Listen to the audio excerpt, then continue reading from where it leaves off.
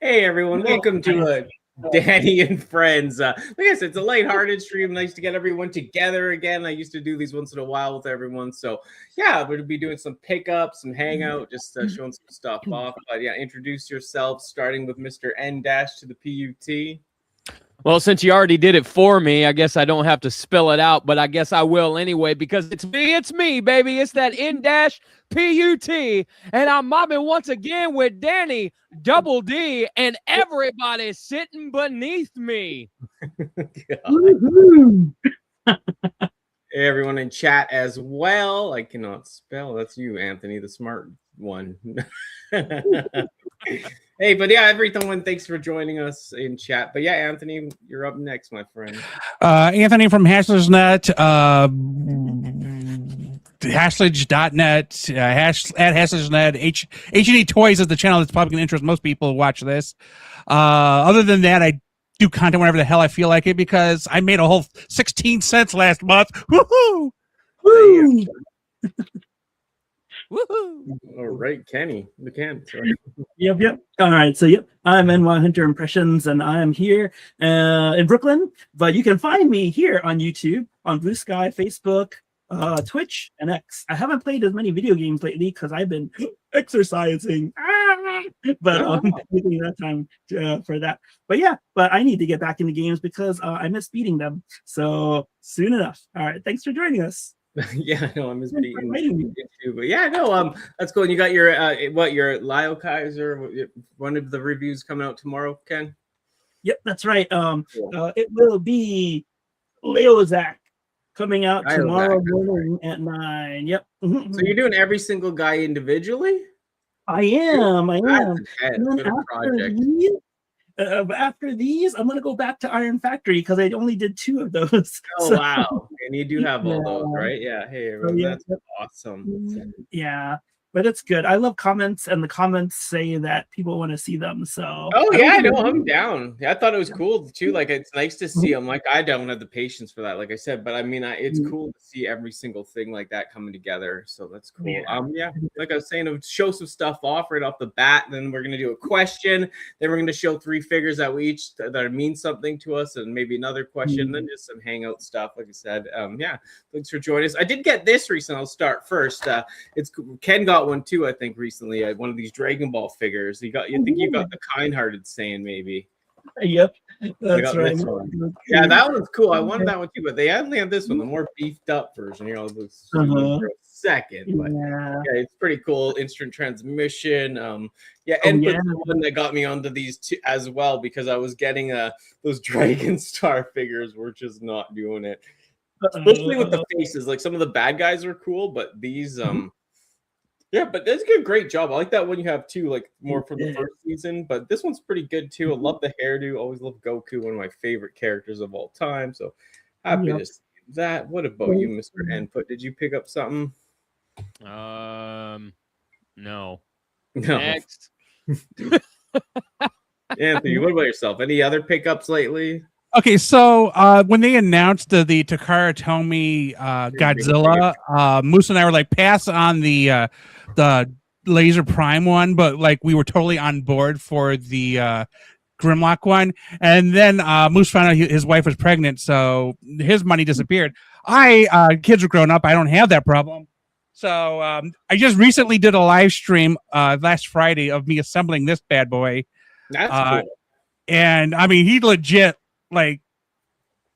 looks like Godzilla. So I was happy with how he came out, and he didn't require popping any pins, which I thought he would. I actually bought a tool case specifically to do it. That's what happens when you don't read the instructions before you start buying stuff. But either way, I mean, like, that's with the upgrade kit, right?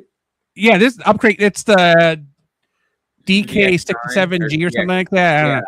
But I mean, like, it is fantastic. Yeah, I like it. I love this. The spines alone make it like 100 times better. Like, it's amazing how much better it looks with the back.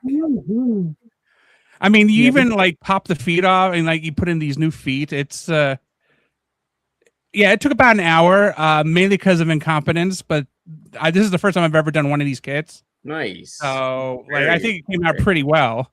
Yeah. I like it. Very cool. What about you? Ken? What are you grabbing? The two. I'll start off with this. Yeah, show a couple. Most excited things that I've gotten in the past couple days. Yeah. Is the Doctor Wu Duocons. Oh, those are the Doctor Wu ones. Yeah. Yeah. I stopped. I paused Lyle Kaiser to do another review on these guys, a short. And man, I had these in the G1 days. I have the Siege, and for this guy, what is it? The Combiner Wars one. Mm-hmm. But I love these guys. Yeah, they look great. They are. And then even the wheels back here, you can flip them up and down to change the angle of the feet. That's awesome. Oh my gosh. Yeah, definitely those feet. That's cool. Yeah. Yeah, just keep going around. Like I said, show a few more things that we picked up recently, and then, like I said, we'll do the question, then we can get into some of the stuff that means something. But this I picked up. I know, like I opened this finally. I did get it recently. It is one of these anime dolls that are horrors, but it is still pretty cool. Yeah, I know. Like, I'd hit it. Man. Yeah, so she's got a lot of stuff going on, but it is cool. It's a different brand of figures I usually don't get, but they definitely got a lot of stuff. That peg looks uncomfortable. Yeah, well, at least it's a little higher than lower, but yeah. Let me put a spell on you, Anthony. I'm like Dennis. I don't get those sexy toy things. I don't want to be looking at that stuff. I want my action figures to be blocky and square and hurt myself when I touch the corners. I know, it's all Bart feels too. He's like, why are you collecting that? But yeah, it's funny. Yeah, Anthony, what else you got? Oh, I switched back to camera thinking I was done. Oh, well, okay. So I'm expecting, and he didn't get here in time, Onslaught, but these are the three most recent big guys I got. Okay. Against everything that Dennis believes in, I got Astro Train. It looks good. The new it's okay. I feel like the Siege one was much better. Like, he's bulked out a lot more evenly. Plus, this guy doesn't want to stand up straight, and like his hips aren't really loose per se. It's like his feet don't want to stay in place, and I just cannot with this guy. I have to put the wheels out in the back to make sure he doesn't tip backwards. And then he stands up straight. So he basically is wearing high heels. Oh boy. Yeah. But the train mode is the highlight of this figure. Yes. The alt modes are fantastic. Yeah. I even like the robot mode to a point. The arms are a little small, but I do like the robot mode to a point, like to the like I said, the colors pop, right? So yeah, I get that the goal was to make the alt mode or the alt modes, but mostly the train mode to be the highlight rather than in Siege where it seemed like the bot mode was the highlight. Also, they're targeting this one specifically to look more like G1, which is not really the goal of the Studio Series. They were kind of like G1ifying modern figures. This one seems like they just kind of step backwards to older design philosophy. I'm on the fence about it. Like, if I'm keeping both figures, obviously, but it's like this one for vehicle and the other one for robot. It's just what I prefer. Yeah. Totally. What about you, Ken? Anything else you got recently you want to show?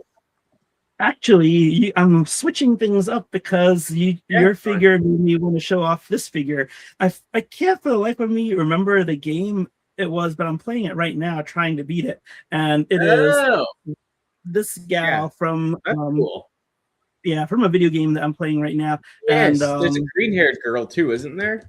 Or no? I think so, but I don't know. The girls will have a crystal in their chest there. So, but there might be there's, but yeah, it's one of the newer ones that I've gotten, and I like it a lot because of that game and because of how she looks. That's cool. I know they're funny. Like I like it. Like I love all this stuff. And yes, I do have the sister. Someone asked. I do have the slutty sister. She came to party as well with Anthony.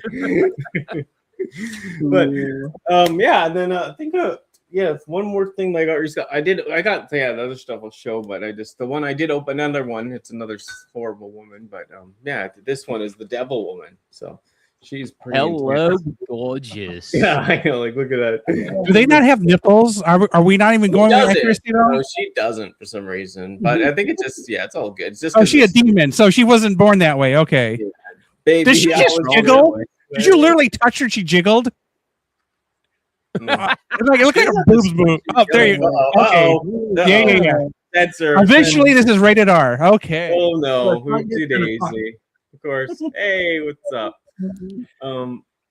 That's cool. Anything else, Anthony, on your end? So I have two more left. I have Shockwave here. This is the newest one. Yeah. I changed the color saturation so his purple stands out more. Nice. Yeah, so it's basically the Siege one without the extra gear and less of the greebling, which I'm okay with. He looks pretty. He reminds me of the G11. This is the one where they did it right, and it looks like the G11, and it still has a modern design philosophy. Yes. So I just appreciate that. I mean, even if you look like, if I can, they even changed the front end of the laser gun, so it doesn't look like the Siege one. So I don't know if this is G1 accurate or not, but fantastic. All the same, though. And they also changed the port for these cord ears now on the back of his hand instead of on the side. So I don't know if that's accurate either. I don't know, man. I haven't seen him from the back in a minute, but the Siege one I remember was also very short though. Is he shorter than he's slightly upscaled, tiny bit. It's not like the Springer upgrade, like the Springer, I call it the Springer fucking or whatever, the Springer whatever, like treatment, but it's like it's still better. Like I have it, it's definitely an improvement. Like I got the movie against Dennis's recommendation. I got the movie Galvatron, and he's actually the height of Megatron. The movie Megatron now. So I'm like, wow, I didn't realize there was even a height difference on these guys. So they're trying to scale them up through Studio Series. Thanks, Robert. Okay, yeah, that's cool. Here, Ken, what else you got for us? Me, let's see. Well, I haven't opened this one yet, but I'm very excited because the internet is gaga over this. Yes. That's funny. So I have of course the TV show one. Oh, nice. I remember that. Yep. But this one, like I said, they say the articulation is so much better and it looks really nice. So I actually had to, I went through a phase of fear that Walmart was going to cancel my order and it ended up going up. But you can see I just got it. So it's really, really late. Yeah, that's cool. I just got this too the other day. I showed off another stream from that. Okay, here's my problem. They're Secret Wars, but yet we all know about them. Yeah, and she wasn't even in that with the robot arm. But still, I love the packaging. This is going to be hard to open up, you know? That reminds me of the old action figures from back when I was little. Yeah, I know. That's the idea. That's the whole point of the wave. Open it, Danny. Open it. Damn it. Open it. Or that's later. Whose line is that anyways? But yeah, this is one that I will open if we get that. Me too. If I could open mine, maybe I should open it later. Save it for their Secret Wars. We'll do a pairing or triple. There are people selling their Mafex Daredevils to get that Secret Wars Daredevil. Yeah, people are going crazy for that Daredevil. Yep. Well, it's hard to find. Like I said, even shopping for him, there was so many times that it was out of stock, and then after I bought it, I wasn't sure if it was gonna ever make it to me. So what up, everyone? Johnny, a lot of new people. A lot of people. Yeah. Oh yeah, it's Johnny Utah. I was like, why does that ring a bell? And what, you got the Soundwave, Mr. Finally, Anthony? So it was just funny because I literally had just received the Takara Decepticon Bridge 3-pack, and I was like, oh, they're doing this now. Like I didn't have I missed the Netflix version of Soundwave, but this guy, he's also scaled up. He's a lot nicer than the other one, so I was like, okay, definitely an upgrade on him. He's bulkier. Is everything he compares to Blaster now, and he is tight as hell. The one I got in the Takara set is like kind of loose because it's basically just a recolor of the Netflix one, but this one is fantastic. Was that the one with the 3 cassettes too? Buzzsaw, Ravage, and Ratbat. Laserbeak. Yep. Or is it Laserbeak? I don't know. Sometimes they include them. I don't know. Ratbat came with Perceptor. That's right. Yes. Oh, yes, that's right. You're right. Yeah. Yeah, the new Perceptor. Yeah. Yeah, I asked because I liked him so much. He's on my desk right here too. Oh, So nice. yeah, he is really nice. I was telling I think I was telling Quentin, or maybe I was telling JJ that I like his knee pad in some, so I I know. don't all the way. So I but know. yeah, It's cool how you can adjust those how you like them. Like that's a great yeah. figure. So much better than Netflix at the end of the day, and easier to get. So, anything else, Ken, that you wanted to show off today? For me, I'll show off one more X-Man. Yes. Dun, dun, dun. Oh yeah, that's cool. Archangel, yeah. But I've been looking for a good Archangel in this color scheme, and then I don't know if you can see, but the regular angel is up there. So, but yeah, so I'm excited to open this guy sometime too. So, is it mostly just X-Men and stuff like that for Marvel Legends that you buy, basically? Or what? No, actually, let me see if this will work. If we scroll up like this, then you can see like there's all the Captain Americas, and then I do like mutant stuff. Yes. Yeah, but I do have Apple over there too, and of course anime figures. Yeah. So yeah, it used to be 100% Transformers actually, but now yeah, it's kind of mixing it up a little bit. So that's cool. I know that's a problem, right? Like you love it, and then you don't want to get me too. I try not to go too crazy on everything. I was like, oh, I need this, I need that. But yeah, when you get a character, you must get their boyfriend or girlfriend. You must get their brothers and sisters. And yes, their brothers or sisters. And then I like to make them have like maybe it's a Transformer. I may get them a girlfriend, like they don't have one, so I get them like I'm like, oh, they can go with this person. The entire Orhea team goes with the G1 Autobots for some reason. That's right. I was gonna say, Ironhide, well, who was Inferno, and a couple others. They all had somebody. That's awesome. Yeah, it's really funny. I know it's be careful. It's one of those things like, oh, I want it, and then what route? There's always so much more to collect, right? Yeah. So I gotta start tearing down a little bit actually. Yeah. Well, that kind of feeds into my next thing, the next topic question. Like I said, I'll show that and go and we can start this one. So here we go.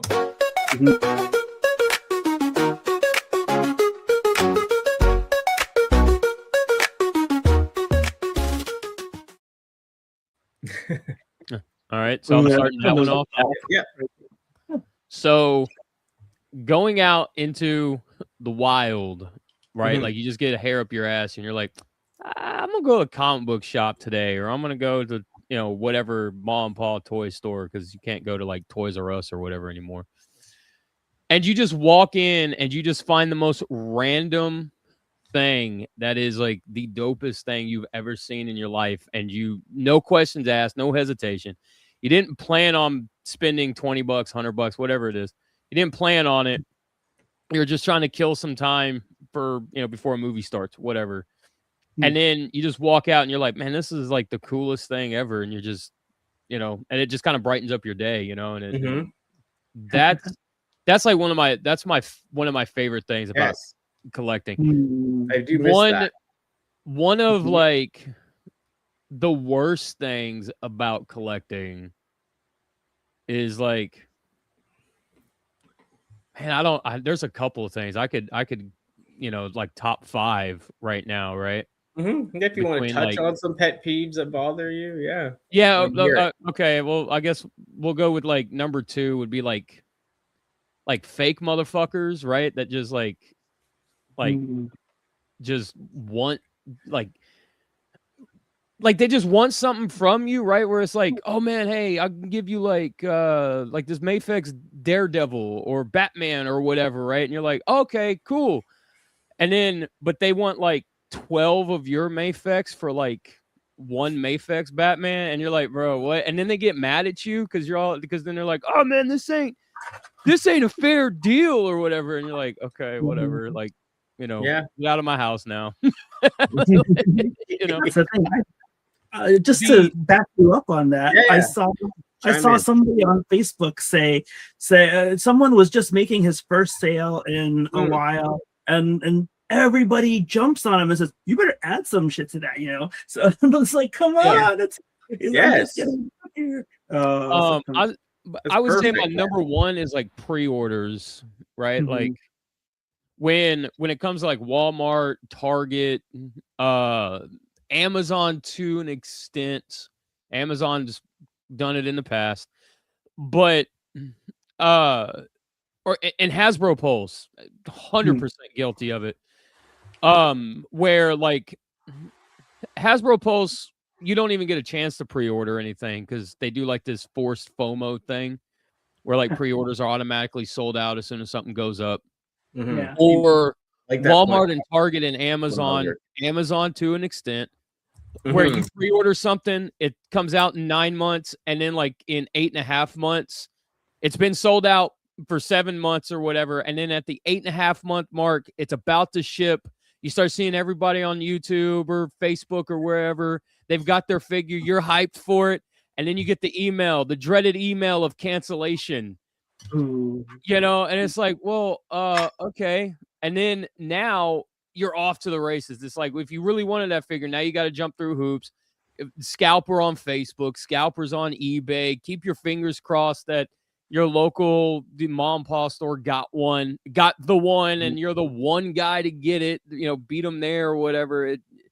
It becomes a rat race at a certain point. And like the rat race is the biggest pet peeve of mine about it. Yeah. So like, can I ask a question, Danny? Yeah. So, so how do you feel about like, pre-ordering at a bunch of places? Because I gotta say, for the Cyclops eyewear, would just say that I ordered it from 3 different places just in case, and I got it confirmed.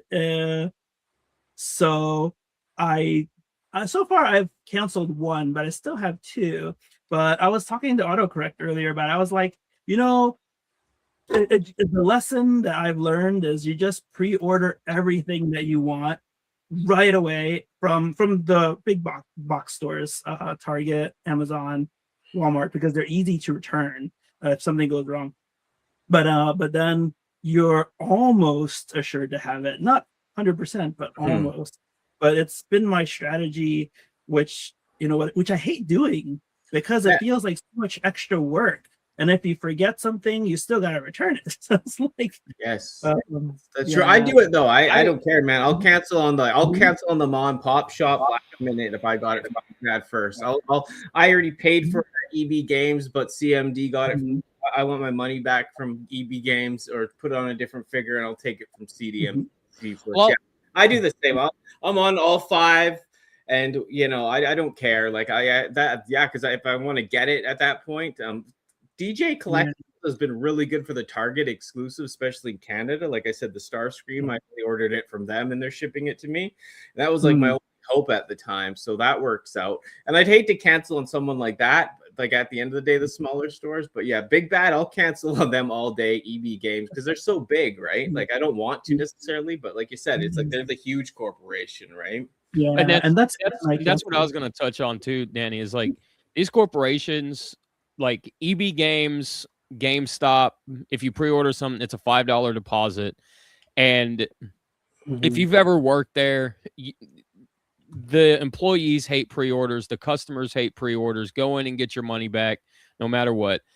A lot of these corporations, a lot of these companies don't care about you. They only care about, the money and whatever the case may be. So if you put in like 15 pre-orders across BBTS, Entertainment Earth, Walmart, Target, Amazon, Hobby Ginky, whatever, it don't matter. Whoever ships it first, get your money.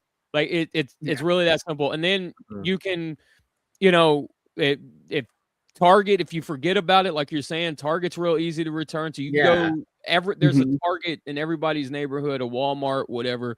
And you can go in there and get your money back that way once you have the item and stuff. So if none of these corporations care about you as an individual, then it basically boils down to us to care about us, like as individuals, like as a collective, right? If they don't care about you, then you shouldn't care about them. Whoever sends it to you first, get your money. And I hate to say it, like I said, I'm not trying to be like, yeah, like I said, I will do it even on the small shops once in a while. Sadly, it's harder when they take your money up front, like DJ Collectibles, because it's pain to get it back, and not easy to return. But like even ages 3 and up, I know you've heard of them, and I've had heart to hearts with the owner, and we talk about it all the time because how the shipping works for them, they won't get that figure. Even if it's a week late, they'll have 100 people cancel on them, and they're a small business. So that shows you, some people say, I won't cancel on the small shop.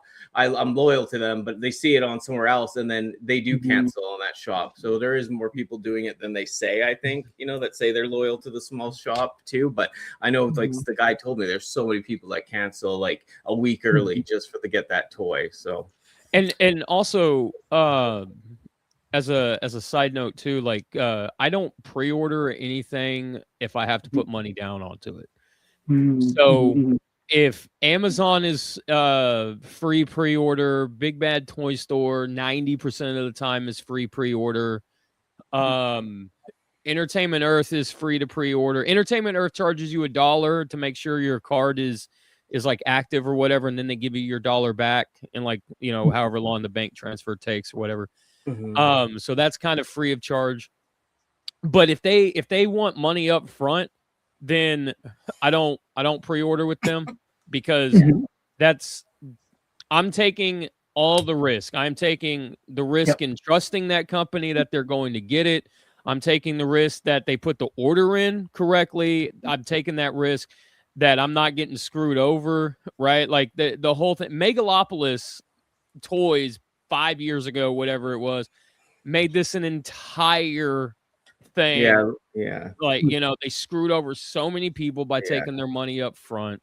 There was one that did it recently, like 2 years ago as well. Nerd something, if I remember right. It was a toy website. I know I'm getting the name on that one wrong. But they did the same thing. They took a bunch of people's money, and then Megalopolis became DNA Premium. So, those Earthworm Jim figures that came out, they tried to screw over the factory that was making those figures by not paying them. So that factory just took all of their Earthworm Jim figures and put them on like Temu for like $20. So they got their money back for making the figures, right? But yeah, let's just end it there. I don't want to go on and on about these companies. Yeah, I'm just saying, because of that, I don't pre-order. If I need to put something down on it, I won't pre-order it. That's fine. It is very interesting. Yeah, because it's a strategy that a lot of people use, and it's I get it. It's just what about you, Anthony, though? What are your one thing on thing? Okay, so first off, hey Mason, this is how old I am. I have friends who also have kids. So Mason is one of those kids. He actually, he is so dedicated to live streaming Minecraft that I actually had to go in and tell his parents he killed his computer. So Mason got a brand new computer out of the deal, but I should have asked for a bribe. But like Mason, I'll tell him it's fried, But so Mason is doing pretty well, making some pocket cash doing that live streaming kid stuff, or maybe it's Roblox. Minecraft and Roblox. I don't know. Anyway, so I did post them in the chats. So day before yesterday, I got a Walmart email saying, "Hey, your order is being delayed." Now I ordered it literally the first minute it became available. It was Star Fox for the Switch 2. And I'm like, what the, what? So I just like, screw this. I canceled the order it from Amazon, and it's already going to be here tomorrow. Nice. So that seems to happen 1 out of every 10 times on Amazon, which is really annoying. But more frequently, it happens on Walmart, which is super annoying. The other one was, so I started using Facebook Marketplace recently. As a matter of fact, Mason's dad, Mark, is the guy who told me to try it. So I was like, okay, I will post some things. I posted like 10 things. I've sold all but maybe 4 things. Nice. But most of the messages I get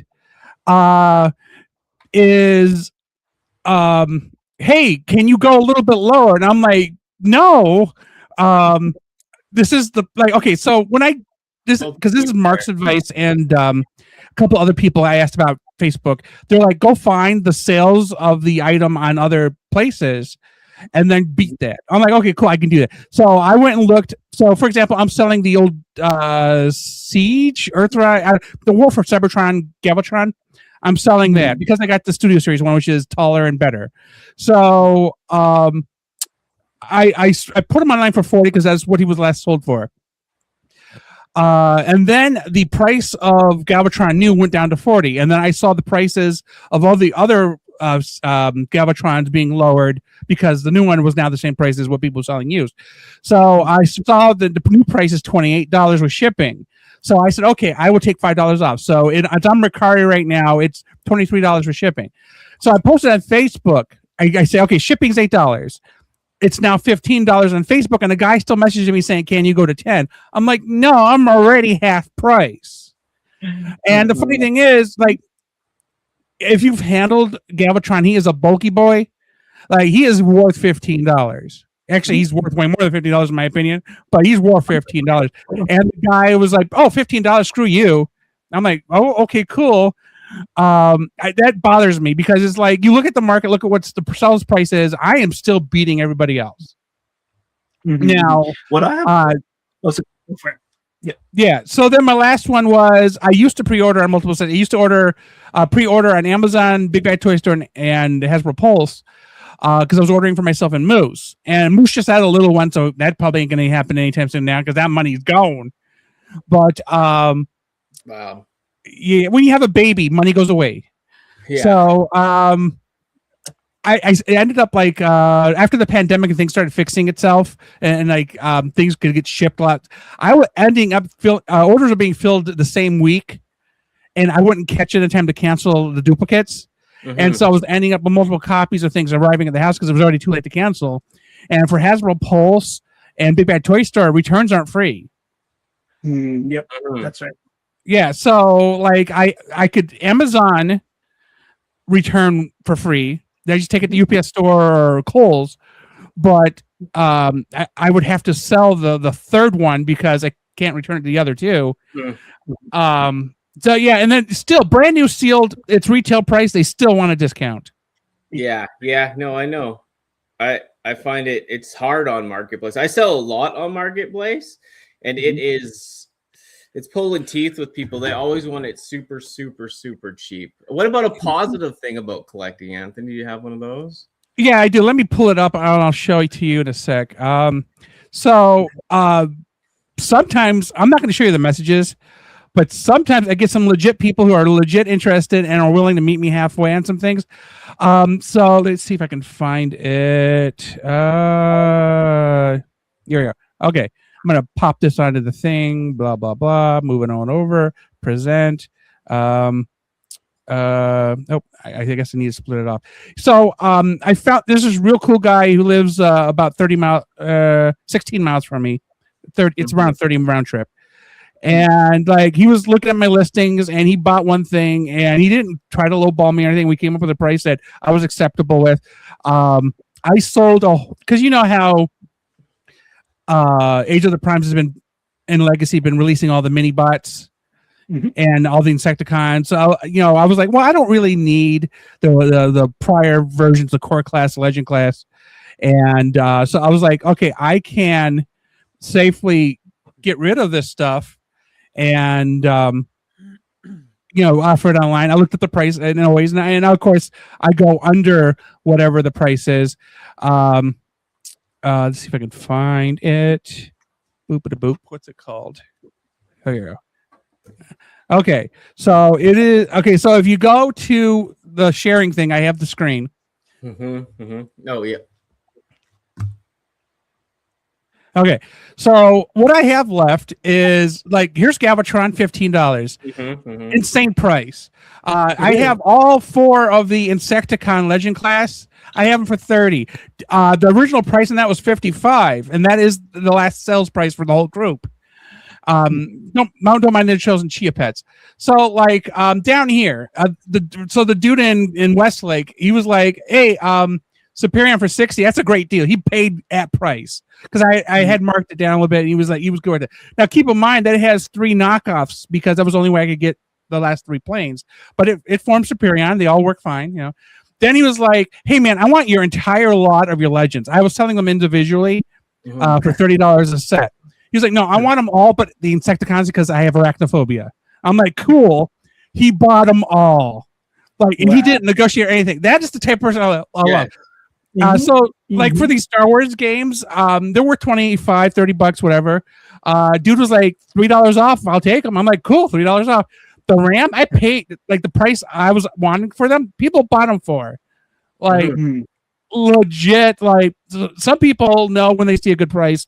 Other people thinking they're trying to like steal from me. I'm like, no, like, dude, I really need this money back. I have legit bills. I have student loans. For some reason, I thought, hey, let's go to school and become a lawyer, and then not actually finish that. So, you know, yeah. But that bothers me when people try to negotiate insanely good prices. Yeah, I know that's marketplace, sadly. And if I'm running a business, like, you cannot go into a hobby shop, for example, and go, hey, I want this pack of magic for $4. I see you're selling it for $6. The store ain't gonna let you do that. I'm a store, okay? I ain't negotiating prices. I even had to put disclaimers on them saying, I'm not negotiating these prices. And then when they ask me to negotiate, I tell them, here's the value you're getting. Because in my real life job, whenever somebody says, can I get a discount? We have to go, hey, here's the value you're getting for what we're asking you to pay. So that's what I do. Like, hey, you don't want to pay $250 for this bike? Well, I'm gonna let you know the bike goes for $500, but I'm also giving you headlights, tail lights, air pump, a helmet, a padded seat, rear view mirror. Like, I'm throwing all this crap in for free, and the bike is still half price and assembled. It's not assembled for $500. I'm selling a used car, man. I'm putting the tranny in for free, but what about you, Ken? Anything what positive, and then go into the negative? So what positive thing of collecting? I just want to share one marketplace thing first. I learned, because I only use marketplace. One, because it's Facebook and you can see who's buying, and then two is if they're in the neighborhood, then you can gauge them if they're safe or not to meet up with. And so, but I learned that when people start to lowball you, I just say, that's it, forget it. And then they end up buying later. I just say, if you want to buy it, just press purchase later, and that's it. But I'm not going. Because like with this, one second, I was just to say that, like, the going there, meeting them, because my family always panics something's gonna happen to me, and then, like you said, I have my regulars, they'll pay the normal price, I'll even give them a deal, but then it's just like you said, the people that low ball just move on, right? Because if they want it shipped, I tell them go to Macari, and then that way I don't have to have your personal information, and you can pay for whatever you want. Because everything is listed there in parity. The only difference is it's shipping price is on there. So it'll calculate do all that math for me. Because one guy was like messaging me. So I have a bike for sale. I rode the bike for a whole 6 miles. It was before I knew COVID had damaged my lungs really bad. And this guy was like, I'll offer you $100. I'm like, but you see the price, right? And he's like, that's all I have. I'm like, okay, cool. He come back last week and says, I'll offer you $200. I'm like, dude, you're almost there. Get to that $250 and we got a deal. Problem is with the bike, he has to come to my house. Now, luckily for me, one of the police officers for the city here live across the street. Nice. So sometimes his car is there, and I get to go, just let you know somebody is parked across the street. Keep an eye on this thing, even if he really is in this house eating dinner or whatever. I just, because the bike is so big, you can't ship it, and you can't. I could take it apart and probably squeeze it into my truck, but I don't want to. But also, I don't want to take it apart, squeeze it into my truck, go to a location to meet somebody, and then decide, nah, I don't want it. Yeah.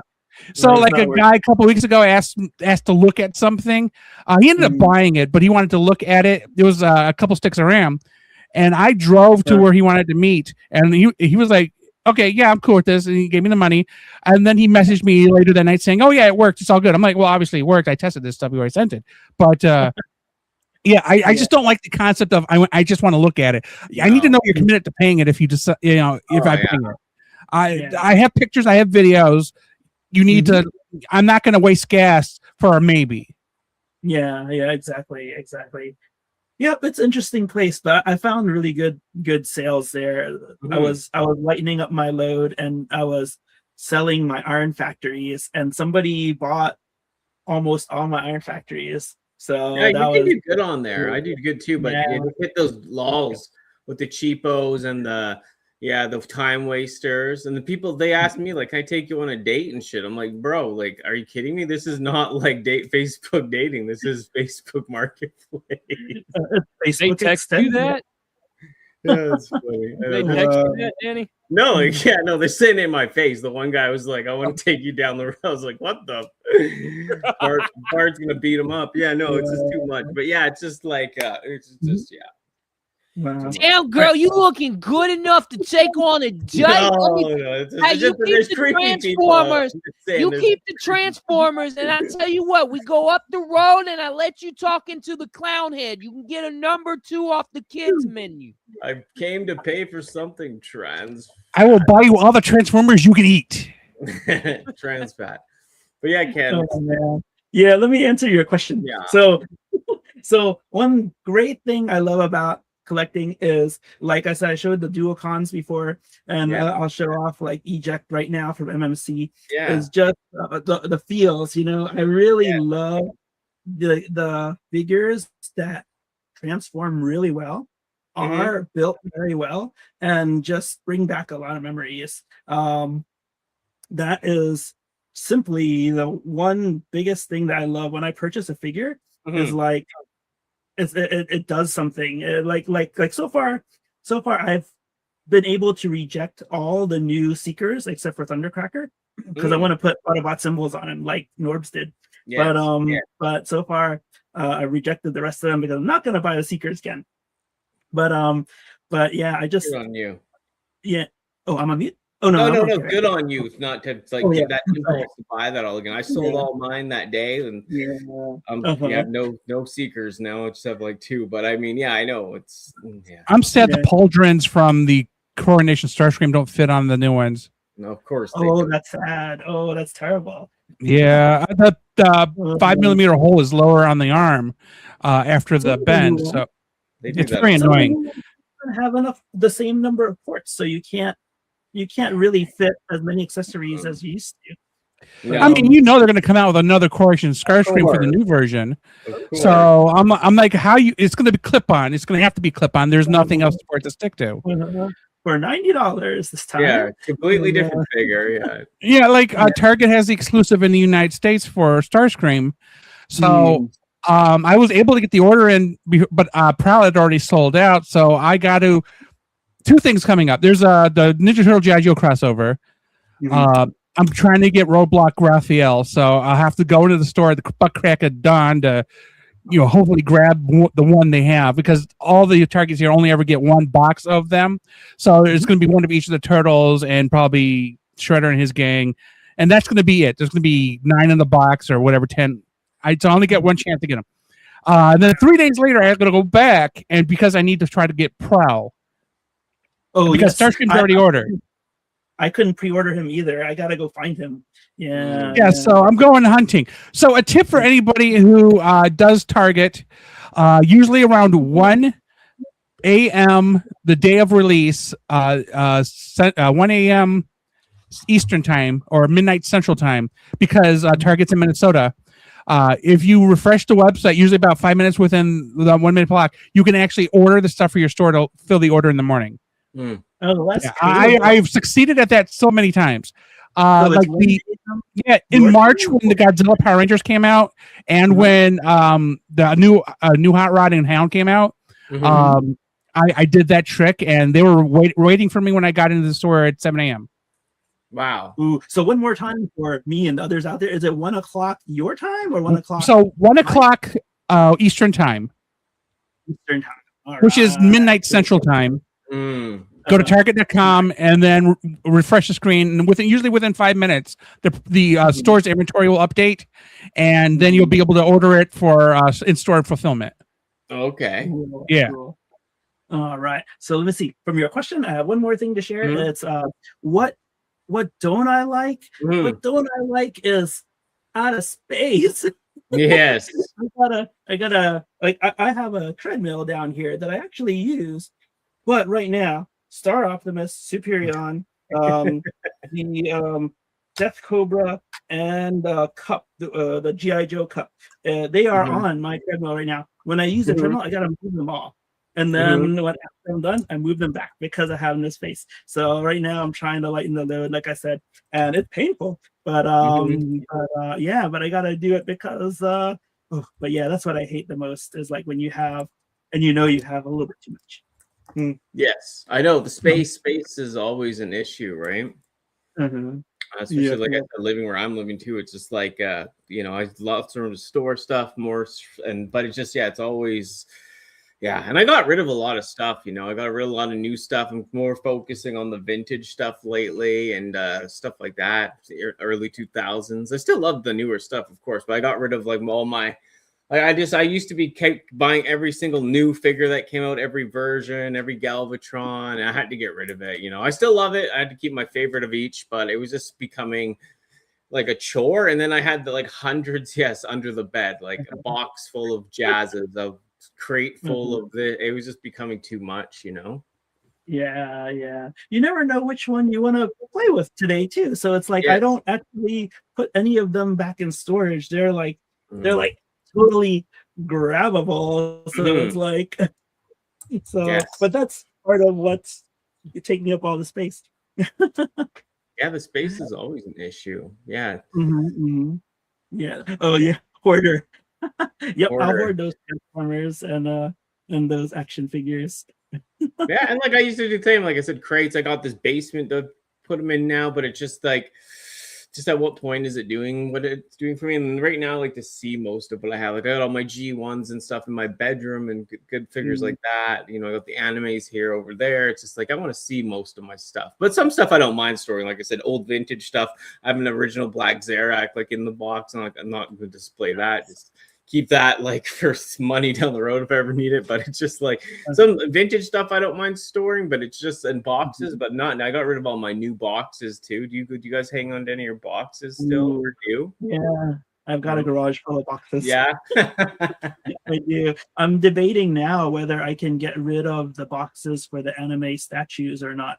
Because I don't think I would ever sell those. And even if I did, they're a little bit beat up, so I don't know. I think those I could, but you know, I'm debating with myself right now. So yeah, that's the thing about the anime stuff. I did throw out most of my boxes, not like the high end ones, like the SH Figure Arts or like the anime, the sluttier one boxes, but the more of like the like, you know, the statues I did, because it's like, dude, if I end up selling those, like, you'll know there's something wrong with me. So like I'm not worried about that. But the Transformers too, I just got rid of. It was a hard thing. I know Raz did it too. He got rid of all his eventually, and it's a lot. Yep. Oh man. I just think right now, if whichever ones I'm gonna try to sell, it will be better if I have the box. So that's why I won't possibly. Yeah. Cool. See, I've never had that. So I when I was originally selling figures, whenever the new ones would come in, I would keep the box, but it wouldn't change anybody's opinion. They're like, why? I don't keep the box. I don't want the box. So unless it's sealed, nobody wants the box because they don't want to pay for something that's technically been open. So I stopped doing that. So what I ended up doing earlier this year, I did it in October. I scanned in all the boxes. So there is now a database on Hassler's Net where you can look at all the box backs of all the figures I had. Because I scanned the back of the boxes and I tossed them all because nobody wanted them.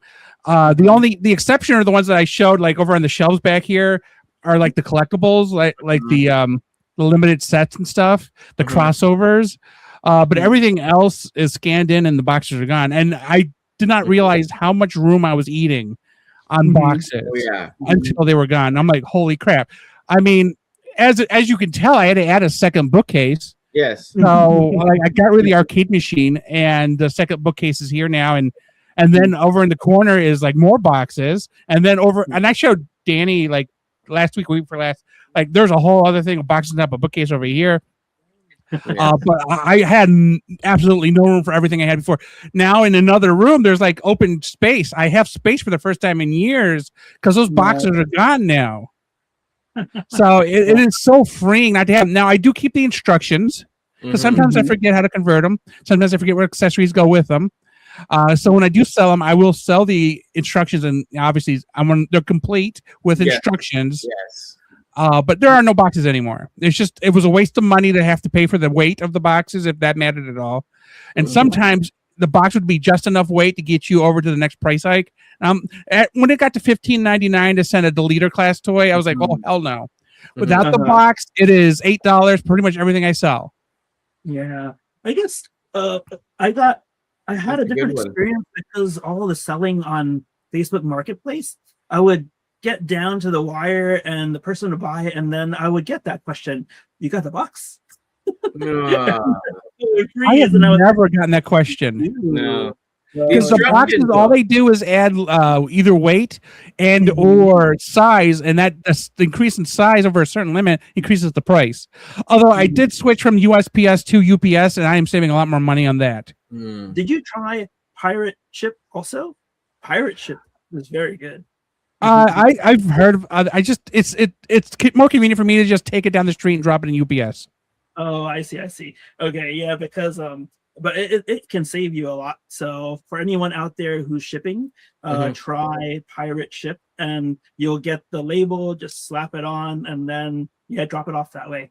And well, that's what McCary does. Is whenever the sale is done, you print out the label, you throw it on, and then I just drop it off down the street at the UPS store. Yeah, that's interesting about the instructions. I even Bart gets mad at me because I threw out all my instructions. I just tossed him. I was like, I don't even want the instructions, man. Yeah, I know. I was like, screw it, man. I'll look it up online or whatever, Google Lens. But yeah, no, I just chucked it, man. I was like, there was so much clutter at one point. I had all the boxes, I had all the instructions. After moving, I was like, I am letting go, man, because it was just unbelievable. My filing cabinet is so light now with all that crap gone that when I open the drawer, it moves with the drawer because there's no weight now. It is fantastic. There's nothing on top of it, nothing in it. It's great. The problem I do have is, and I have to at some point do this, I have all the boxes the figures came in still in another room that need to be cut down and thrown in recycling. So a whole other thing I need to do at some point. Right now it's not avalanche, but it's getting real close to being too much. Yeah, that's a New York requirement. We have to chop them down and wrap them up or throw them in the can and put it out there. Yeah, so what I generally do is I'll cut the tape and stuff, fold them up, and then they'll just go into a recycling bag, layered on top of each other, and then they just go in the recycling bin, and then I'm done with them. Only boxes we have to cut up are large furniture boxes, because obviously they're not going to fit in a bag or the bin. No. Yeah, because the preference is that once you put your garbage recycling into the bin, either one, the lid needs to be able to be closed. And if you can't close the lid, then there's too much. And they just passed a rule here in the city where if you decide you need an additional bin, you can buy another bin, and they'll increase the price of your garbage pickup accordingly. Oh, man. See, when I lived in Chicago, they gave you the bins for free. I don't know if it's still the same way now, but New York says you must buy a $50 bin from them, or you must buy your own bin that meets their requirements. Yeah, because I think the recycling bin is $35, the garbage bin is $50, and then I don't know what the rate increase is, because our garbage and sewer and water are all the same bill. The municipal whatever. So I'm not quite sure what the increase would be, but yeah, you have to buy them. Although initially we did get the original first 2 bins for free. Yeah, we have no such luck. We were using old bins, so we had to buy new ones. Interesting. In the New York area. Yeah. Oh man, I like autocorrect. He says we just burn them. Yeah, I know. If I had a fireplace still, just toss them in there. Oh, I have a fire upstairs too from Solo Stove. I burned a whole bunch of bills and stuff the other day. It was great. Nice. Yeah, I'll bring Brett in here. Brett's in here now. Hey, Brett, how's it going? Hey guys, what's up? Hey, yeah. So this is Input. Ken, New York Hunter, and Anthony, old friends of mine. Brett's new friend. So we did a couple streams with him lately. So just want to join us for a bit. And I thought he could join us for the 3 figures that we're gonna show, like our favorites, or mean something to us. So you can join us for that one and then hang out for a bit. But do you want to just start that one off, Input? What are we doing? The 3 figures? What you say?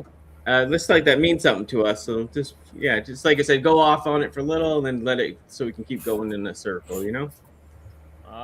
Sure. Let's you do number one. I'll be number one. You are number one. Because I don't know what else to be. So yeah. Is that a custom or? Yeah, it's so when I started doing customs way back when, I started doing like DCUC customs, Marvel Legends customs. We're talking like 15 years ago, right? And then when the orders slowed down for Transformers customs, somebody reached out to me and asked if I could do Marvel Legends customs, and I was honest with him. I said, I haven't done one in a long time. Let me see what I can do real quick, like let me do like a test figure or whatever. And this was the test figure that I did. This is a Toxin. Before the symbiote Toxin, Carnage's son. It's the Toxin too before he goes on that other guy, right? And he has the no teeth yet version, right? Yeah, this is the first Toxin host. I'm brain farting on his name. Yeah, maybe he's like Mulligan. It's like Mulligan. He's like a detective or something. Yeah, he's like an NYPD cop. So this was something that I did. This was the Carnage, the figure, the 2-pack, the VHS 2-pack, I think it was. It came with like black suit Spider-Man. And this was a 3D printed head, and just everything else was airbrushed, like the tendrils here are sculpted and everything. So nice. So I sent him a picture of this and was like, hey man, this is where I'm at right now with Marvel Legends in terms of customs. If you like it, let me know. If you want to go forward, let me know. But the stomach here has a fade on it. It goes from black into red. It's got like 3-step fade, so it goes black and then dark red and then goes into what's called pure red. It's the color of red that I used. So yeah, this figure means a lot because it got me back into it. Yeah, it kind of got me back into doing back into my roots, I guess, so to speak, when in terms of customs. I don't want to say roots but like back into the beginnings, I guess. And it made me kind of I guess like experiment. And this figure is what started my Mafex customs, my Marvel Legends customs, this is what really kind of inspired me to challenge myself with that Electro custom that I showed off on our stream a couple of streams ago. So yeah, without that guy reaching out to me, and the whole reason why he reached out to me is because he liked the paint jobs on my custom Transformers. And of course. And he wanted to see if how I could apply it or whatever with the Marvel Legends stuff. So that's cool. Yeah, so that's my first one. So there you go. That's cool. That's perfect. We'll go to Ken next. For me, mine is a little bit simpler actually. This, as far as the story goes, this is MMC is one of my favorite companies, Mastermind Creations, and this one is the Promenon, I think it is. Optus Promenon. Yeah, I have the Nemesis Prime up there too, but this is the one I really love.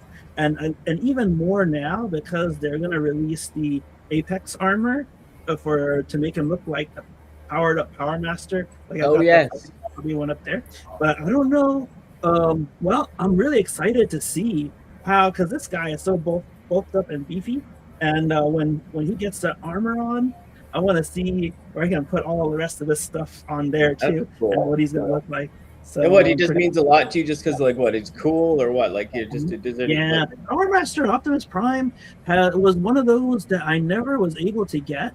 And I guess that's what makes him cool also, is that I finally got him through Fans Hobbies one on the top shelf back there. Yeah. Can't really see it. But, like, and then now, with this figure, which I really love, that I bought two different models.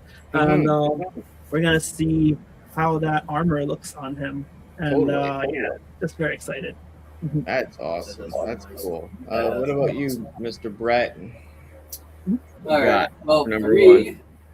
well, I'll save the important, very important one for last, but we'll start with the easiest. This one is obviously an old one, but basically was kind of one of the first third-party / kind of a good concept I always enjoyed from Megatron. So.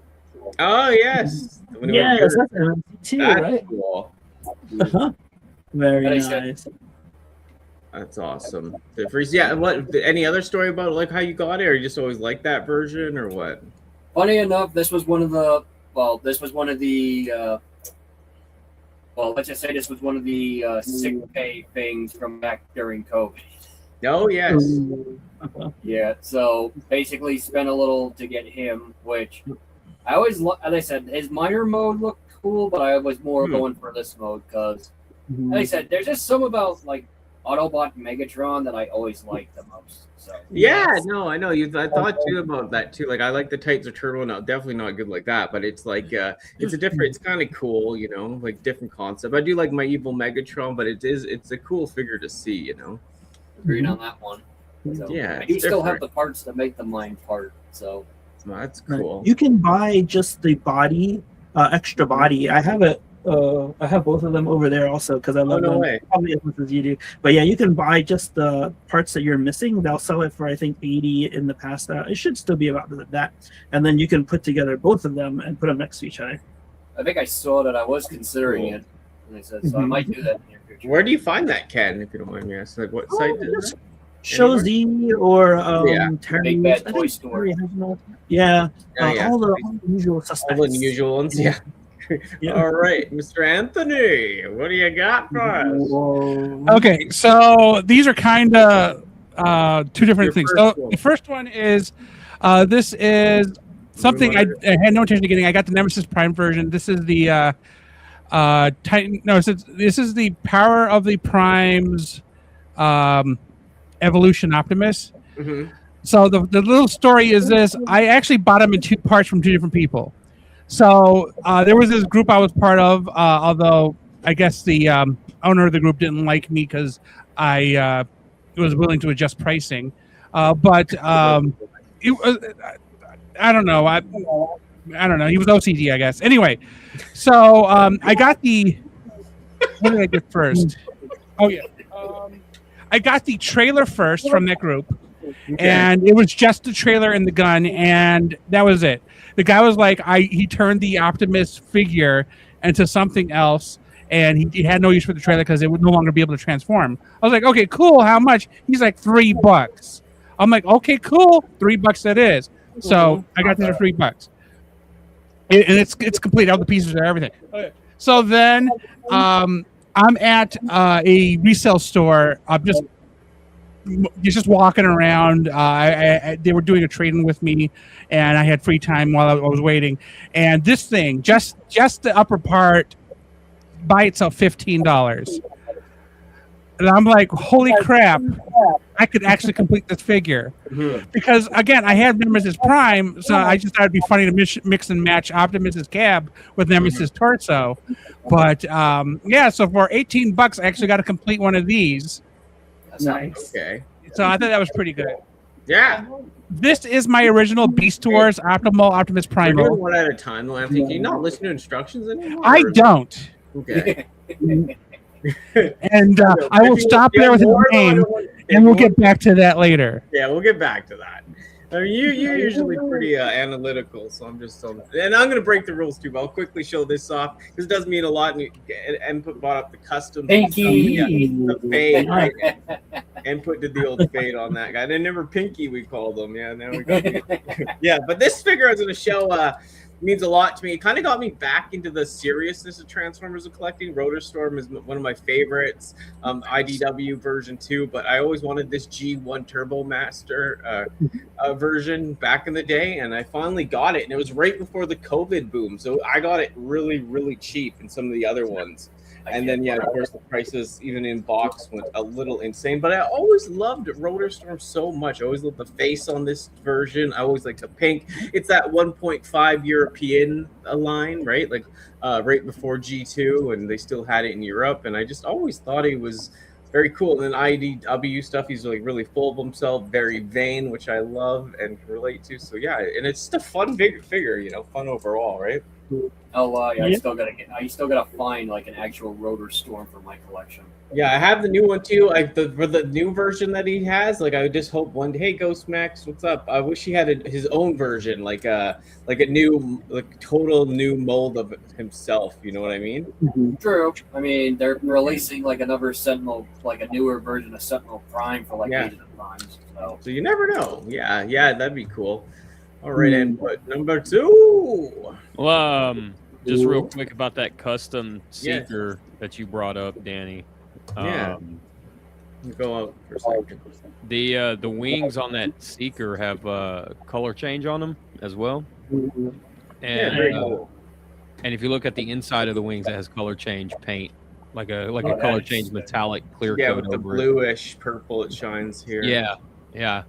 I like when you bring that up, because I like explaining that, because that's like my favorite part of that custom is like no, I always say, like I said, it means a lot to me too, and I showed off when me and Brett were talking because we couldn't remember the name, and they were saying Pinky, and we were just laughing, and we were in the chat too. But yeah, just a very, like I said, it's just like, you know what I mean, you would never get that level of spray paint detail with Hasbro, right? Right. It's not spray paint, it's airbrush. I'm just saying. But I know I'm blowing, but you know what I mean, like colored paint. I'm just picking on you a little bit. So my number 2 pick, because I'm still number 1, because it's a rotational thing. That's right. I'm at the top of the block, baby. So I don't know how well this is gonna like get on camera, because Tobey Maguire. Kind of read it. So we were this was right before COVID hit. I want to say this is like 2019 or so. This is a 12-inch Mary Jane from the first Sam Raimi film. And so trying to get my camera to, there we go. Maxed out height. Next height. Wow. So a doll for real. Yeah, so like my mom got me this. I thought, like, because she knows how big of a fan I am of the first Sam Raimi or Spider-Man movies in general. Yeah. And so we were at this toy store here in town, and we go back to the car, and my mom's always been real sneaky, like very sneaky. When she buys me something, right, she can hide it really well. So we get back into the car, and she, Mary Jane's kind of sitting in the back seat, and I was like, what's up with that Mary Jane? She's like, well, I bought it for you while we were in there. I know how much you love those movies, and it's still sealed. And I don't have the heart to take it out of the box, right? But yeah, this one means a lot because it was something that she got for me, well into my adulthood, and she remembers, and this is how she explained it to me. She remembered how excited I was for this movie. She remembers how excited I was for Kirsten Dunst to play Mary Jane, because to me, she looked exactly like Mary Jane. It was like a perfect casting and stuff, She just remembered how much I loved the movies and stuff, and how, just it never went away from her brain, right? So she surprised me with it, and that's pretty much the story on this figure. But that's why it means a lot to me, because it's like a memory my mom has of me. You know what I mean? Oh, yeah, it's deep with the mom. My mom would love that story. I like it too. Yep. I may just continue that stream, because I was gonna share this G1. Well, this is a knockoff actually. G1 Prowl over here, and he is my favorite character. And an input you shared about your mom, I'm gonna share about my dad, because he passed of cancer in 2022. But this was the first Transformer as a kid at Toys R Us that he got for me. Aww. And like ever since then, I got a couple more prowls over here and over here. I've collected all the prowls that I can because they just remind me of my dad. And my first G1, which I don't have, or maybe it's in the garage, but I sat on him, and so the windshield broke. Many people have, that's what I've heard. Of course, yeah, common error. But he to this day is my favorite Transformer, and yeah, it's because of my memories of my dad too. And while I'm on that path, I will say that I loved Ratchet also, but never got him because you know how the top of the van splits from the bottom. Every time he looked at him at the toy store with me, he would say, "Don't get this one; it's broken." And little did he know, and little did I know at the time, that he was not broken. That's the way he was. So, yeah, anyway, I know it's so funny that figure it out. Always threw people off. That's why it's cool. The Missing Link new version, you can get it, and it actually real quick, NY. So check this out. What you said about your dad and why you buy all the prowls and everything. That's the exact reason why I buy all the jump starters, because I've got a twin twist that my grandfather got me. Still have it to this day. I was like 4 or 5 or something like that when he got it for me. And that's like every time a twin twist comes out that's in that blue and white colors, or a top spin, it doesn't matter, you know, third party. I got all of them that have ever been released. Like every single time one comes out, I'm like, yep, got to get it, because it reminds me of the Goodwill story that I've shared many a times about my grandfather, and it's like, yeah, man. So I totally understand where you're coming from with the prowl and your dad thing, because I got the same thing with my grandfather. It's heartwarming. It's weird because the next one I have to show too is a little like that. But what do you got first, Brett? Number 2. Yeah, you guys, I got just get in ready. No, yeah, no worries. I'll give you a break. Yeah, a big one. He'll text you. He'll text you when he's ready, Danny. Then I'm ready. All right. Anyway, this one is one of my favorite Titans. Kingdom. But this one's a little bit different because this was actually the first Titan that I did the DNA design customs to. Oh yeah, okay. Yeah, so, that's neat. When did you get that right when it came out too, or? Yeah, I got this when it came out. It actually was another Big Bad Toy Store order. So I said, believe if I could fit it on cam, I would. No, I get it. Yeah, it's pretty big. And then it wasn't until DNA came out with like the upgrade kits for it, I was all for it. So. And what, it just means a lot to you, that figure, though, in a way, or? Yeah, because ever since I've always loved the Autobot art concept, like whether it's like for like the Autobots and stuff like that as their flagship. I always loved that concept. So as I said, and then them turning it into a Titan, it brings me back to when it was like Omega Supreme and animated. So oh yes, yeah, that'd be cool. I wish they would do that Omega Supreme animated in the new version, right?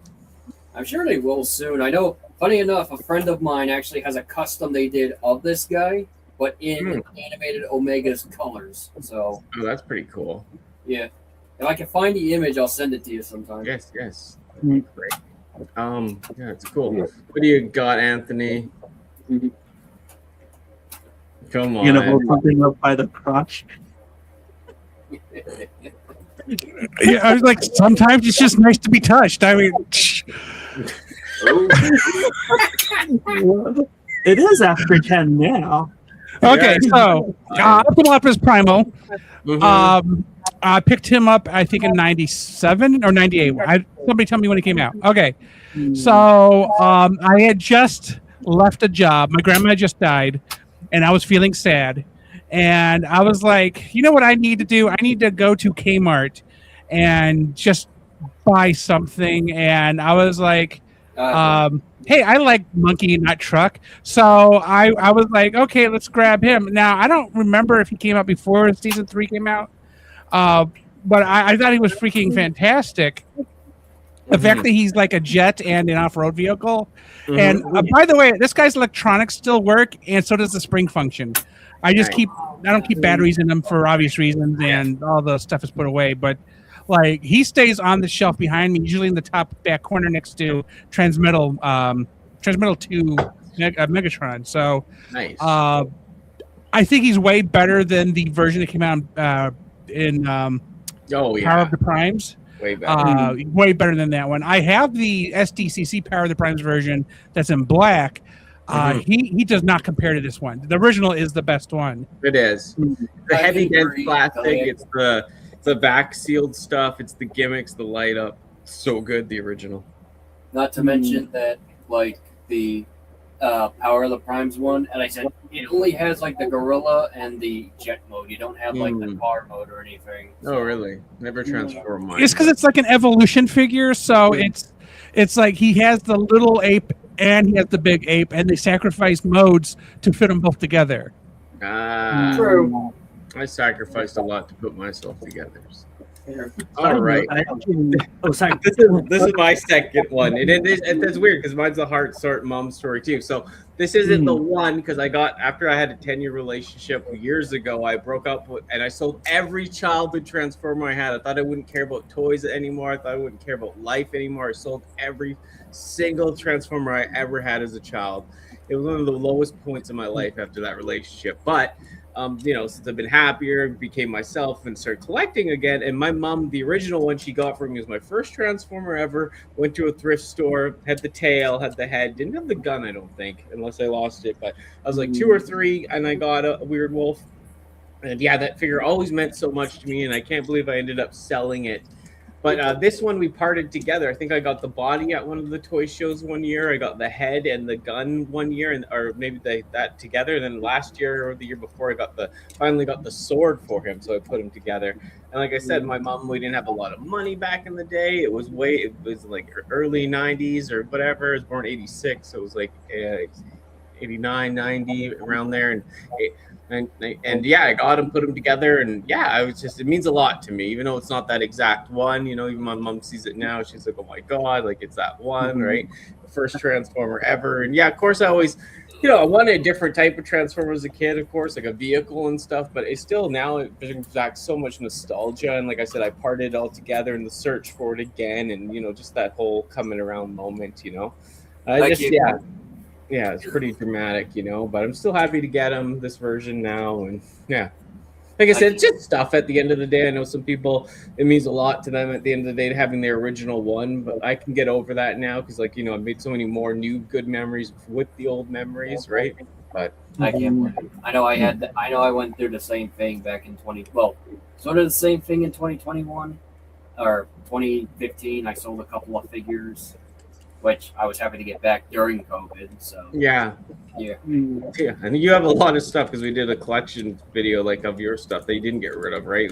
And box stuff, and yeah, it's just that most of my G1, a lot of it was beat up too. When I go back and look at it now, I got the better version. I probably would have bought newer versions overall, but yeah, thanks, Ma. Yeah, I love you, Mother. But yeah, it's so it's very interesting. But yeah, nice to get it back. So. Yeah, I think we got one more each. Go to Mr. Andashport. All right, so this is the third figure in my figures that mean stuff to me. So this story kind of revolves around me and Oracle. So this is the Mafex 2099 Spider-Man, and I had canceled my pre-order through BBTS on him. I'm talking a month before he was supposed to come out. It was really close. So I figured, all right, I'm not going to be able to get him. I really figured this figure would sell out really quickly. So I found him on Facebook Marketplace about an hour and a half away.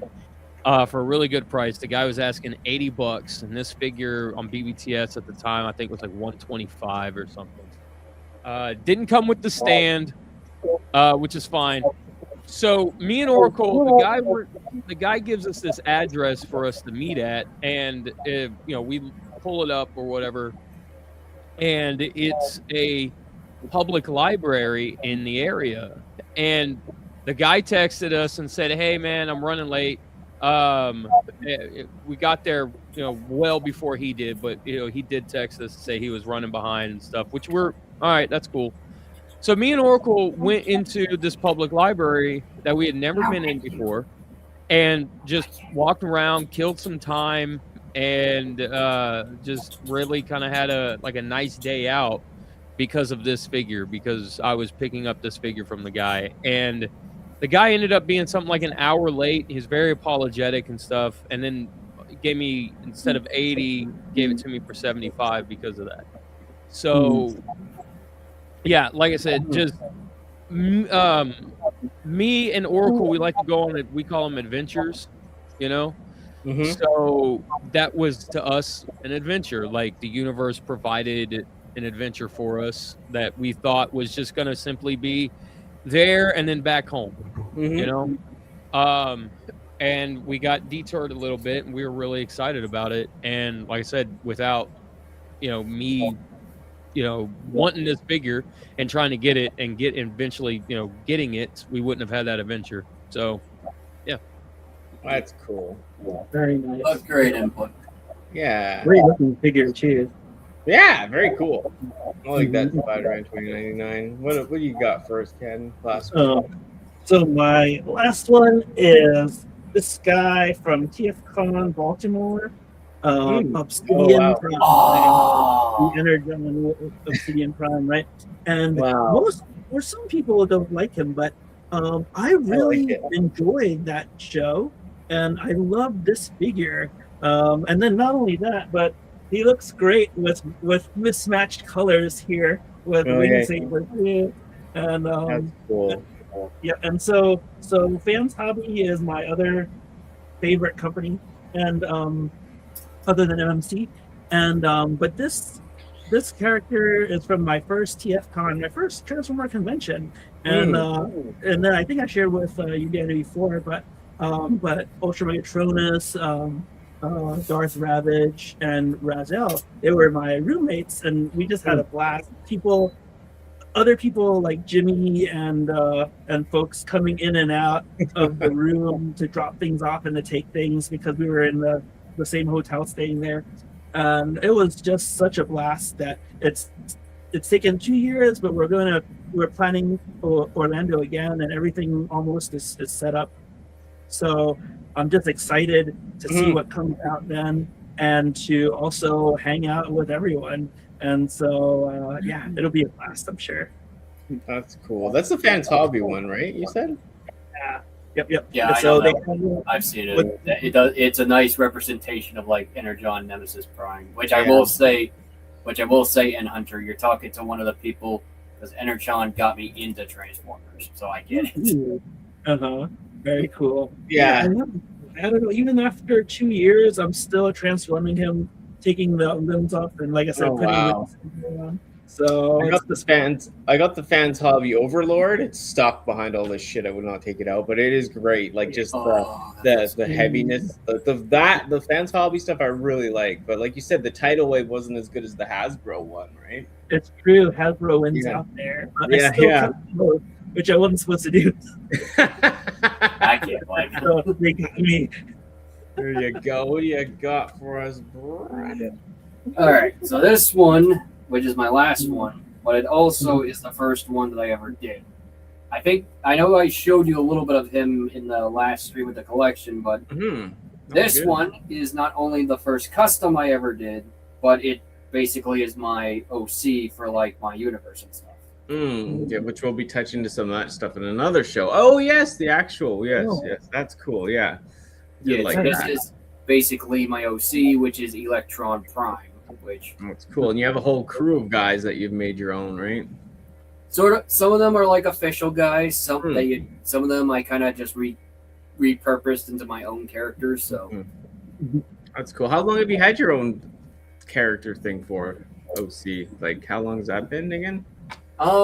It first came around in like 2000, like towards the end of 2017, because like it was kind of a reboot from another one where I was kind of I was kind of putting Transformers in the Percy Jackson, and yeah, there were a couple of hiccups with that one. So yeah, so I kind of rebooted the universe a bit, and obviously, this is what I came up with. That's cool. Yeah, it's different.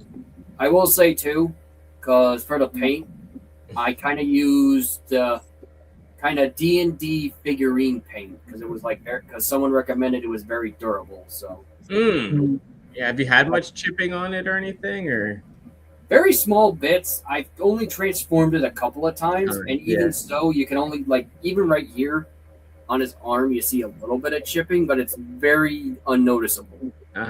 Yeah, that's the thing. I know you got to be careful even with all of them, like with the even regular figures chip, sadly these days, right? Yeah, I know. What I said sucks. All right, Anthony, what do you got? So I collect primarily two things, one of which is going to end at the end of this year. So Transformers, Ninja Turtles. Now Ninja Turtles is pretty much Playmates. So when they lose the license at the end of this year, I don't know where Mattel's going to go with them, but I'm pretty sure I'm done with Ninja Turtles. Unless they keep the scale and the more the design logic, I just don't think I'm going to continue with Ninja Turtles. Because I feel like for them to succeed with Ninja Turtles, they would have to kind of mesh it into the lines of how they do Transformers, not Transformers. There are other action figure lines. I'm just not quite sure where they would go because they do the wrestlers, right? So my worry is that they're going to come up with one mold and just over and over again, everybody has the same veiny arms and legs, and they just change the torso a little bit. So, I don't know what to expect with Mattel, but Playmates isn't dead. They got the Power Rangers line instead. I mean, the Power Rangers are okay from what I've seen so far. But are you getting those turtles? Oh, I've seen that. That's cool. That is cool though. Well, are you gonna get the those because they're doing those war turtles they're doing two things. They're re-releasing the military turtles, which I don't care about. Okay. But they are also doing the G.I. Joe crossover. Yes. So here's the funny thing, because Playmates technically still has the license, the crossover is Mattel crossing over, or not Mattel, sorry, Hasbro crossing over with G.I. Joe, with Playmates license. But yeah, I'm gonna get Raphael or Roadblock. Is Roadblock Raphael? I think the name is. Anyway, so what you see on the desk is basically the most recent crossover figures I bought, which are basically the Godzilla crossovers from the Ninja Turtles and Power Rangers, and the Transformers He-Man crossover. And because basically, if there's a crossover, I will get it. The things I skip on are like the Universal Monsters. I don't care about those. But I'm talking because Universal Monsters technically are open to or public domain. But like when toy lines that I grew up with watching the cartoon on crossover, I definitely will get those. And these guys are certainly not in scale with the action figures, the main lines. Well, except maybe Man at Arms. I think he is in scale. But that basically, if it's a crossover, I'll pretty much get it as long as it falls within some strict guidelines. But yeah, that's basically it for me on the three I have. That's cool though. Yeah. I will say, going to the He-Man one, I do have the Skeletor and Optimus Prime one. In fact, I think you can see the Optimus Prime behind me. So. Oh yeah, you do have it back there. Let's see quickly. Oh yeah. They're different. Like I said, I do like the Godzilla ones were interesting. It's just for me, it's always it's another line. It's another. Yeah, you're not quite connected. Yeah, I just want to show this one. I did get this after I went on the toy shows. I got it for my birthday recently. Nice for me, but it just means a lot. Not even because of how weird it is or rare. I don't even know if it might be even that. I don't know. I think it is the original version because it's so loose. But the thing about it, like I said, I got it when I went to started going to those Vancouver comic and toy shows, and I got it because it usually falls on the April 7th and April 10th is my birthday. So when I got home, I got this for my birthday, and it was one of the first times I went on that trip and got out with people again and started filming and getting my YouTube stuff going again. And it just means a lot because it was such a fun trip, and you know what I mean, meeting all the people and looking at all the toys. And in Canada, we don't have as many options, especially on the West Coast. to go to like TF Con, to go to all these retro shows and flea markets. We really don't have a lot. So every year when we go to this one in April and October, usually maybe September this year, that always means a lot to go see all the people. And this was a cool guy to get back on my birthday. And yeah, like I said, it just means a lot, you know? That does look nice. Yeah, it's a cool toy. I love my G1, love my vintage, and yeah, like I said, it just means a lot. Like that trip and that birthday that year, and you know what I mean. Just getting back into the swing of it all. So, I get it. Very emotional stream today, guys. But thank you. Yeah, that was great. Let's go into that stuff. Yeah. Very cool. Yeah. Sorry. Actually, I will say I do have one more figure I found. Yeah, if you gotta show something, all good. You were in here earlier, so. Hold on. What's Anthony saying? Oh, did I miss that Anthony story? Yeah.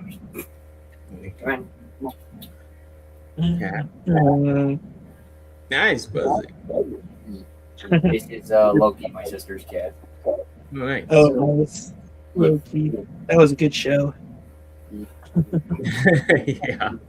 I would have showed my cat because she was in here like it was actually towards the end. I was gonna do like a fake reveal, but she kind of disappeared. I would have showed my pussy too, but Did everyone get this guy, by the way? The Stranger Things. I'm still looking. I love this guy. It's so cool. Yeah, I'm gonna take a little extra time, but yeah, just love this. No, take as much time you want. You've got more to show. That robot mode is sick. Like honestly, that's a cool. It is. So it does look cool. I am meaning to try and find one. I know the spot in my Target has it. So. Mm-hmm. Yeah, where'd you get yours, Ken? I got mine. I want to say Amazon. I think Amazon or Target. But going with Anthony's comment, I'm really hoping for who's the character in the Skybound comics, the new one. I'm hoping for a redo or a remold into that guy. I forgot his name. Yeah, I can look it up. Yeah. But he's the new Transformer that was created in Skybound. Oh man, he was the girls' band. I'll have to look it up. I'll come back and tell you. Brett might be on it, but yeah, I'm looking it up right now. Oh, good, thanks. Yeah, that's cool. Yeah, but he would be a great remake into that or the A-Team band too. So. And what Anthony was saying, the Mystery Machine. That's the thing. I actually got the G.I. Joe ones I got rid of. Or maybe I didn't have those, but I think I got rid of I think I even got rid of my never been a big Back to the Future person. Sorry, what was it, Brett? Nyhunter. I think the guy's called Shredhead. Is that his name? Shredhead. Yeah. Because he's got all this rock and roll graffiti and stuff on him, and it's created into a new Autobot, and he looked really good. Yeah, that robot mode does look good. Like I said, I'm trying to get away from some of those collabs. Nothing against them. Even Turtles, I'm a huge fan. Never got it. It's just because, like I said, just too much all over for me. But I do like that robot mode. Like you're saying, it looks really cool. Like that, just the have the design, the chest, the head sculpt, very interesting. Yeah, blind on that one. Yeah, oh, yeah. It's awesome.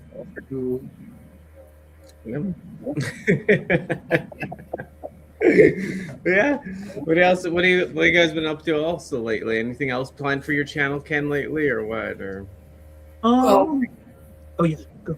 Yeah. I'll go. Okay. Well, I know for me, as I said, I'm still working on getting. I have been thinking about getting back into some game streaming, stuff like that.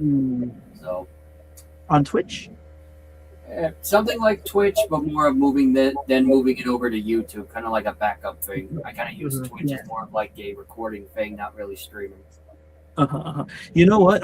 I don't know if how much experience you've had on it, but I gotta say, when they stopped allowing us to upload video onto Twitch, that really